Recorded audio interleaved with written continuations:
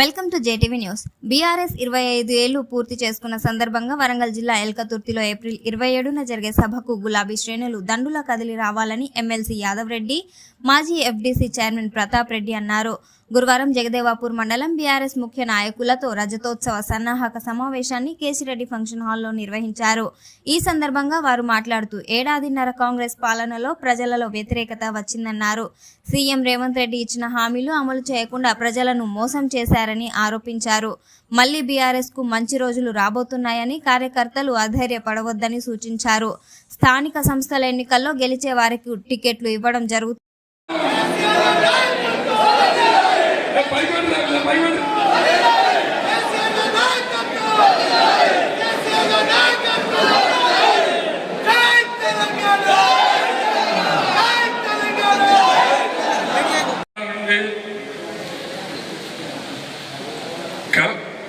వరంగల్ సభ ఎల్కతుర్తికి వెళ్ళడానికి సన్నాహాలు జరుగుతూ ఉన్నాయి. ప్రతి పల్లెలో సన్నాహం జరుగుతూ ఉంది. ప్రతి పల్లెలో కూడా కార్యకర్తల మీటింగ్ పెట్టుకుంటా ఉన్నారు. అదేవిధంగా ఇలా మండల స్థాయిలో మేమన్నా వరంగల్లో పెట్టుకున్నాం, గజ్వేల్ మున్సిపాలిటీలో పెట్టుకున్నాం, ఈరోజు ఇక్కడ మన జగదేపూర్లో పెట్టుకున్నాం, ఈరోజు గజ్వేల్ రూరల్లో పెట్టుకుంటా ఉన్నాం. అన్ని మండలాలు కూడా పిలవగానే స్వచ్ఛందంగా మన నాయకులు కదిలి వస్తుంటే వాళ్ళకు మనస్ఫూర్తిగా నమస్కారం, గులాబీ దండాలు పెడుతున్నాం. కార్యకర్త అంటే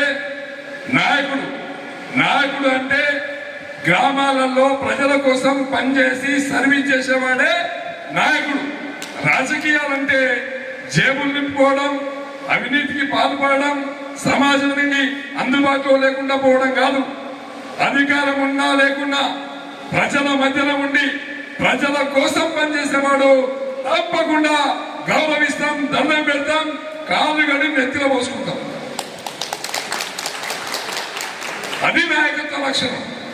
ఆ లక్షణం ఉండాలి.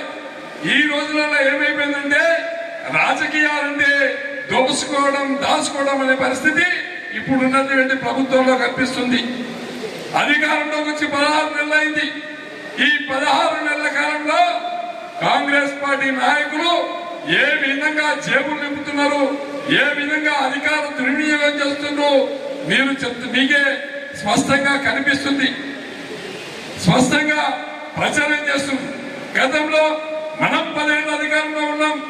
అధికారంలో ఉన్నప్పుడు అందరికీ కళ్యాణ లక్ష్మి ఇచ్చినాం, అందరికీ పెన్షన్లు ఇచ్చినాం, అందరికీ రైతు బంధు ఇచ్చినాం, అందరికీ రైతు బీమా ఇచ్చినాం, అందరికీ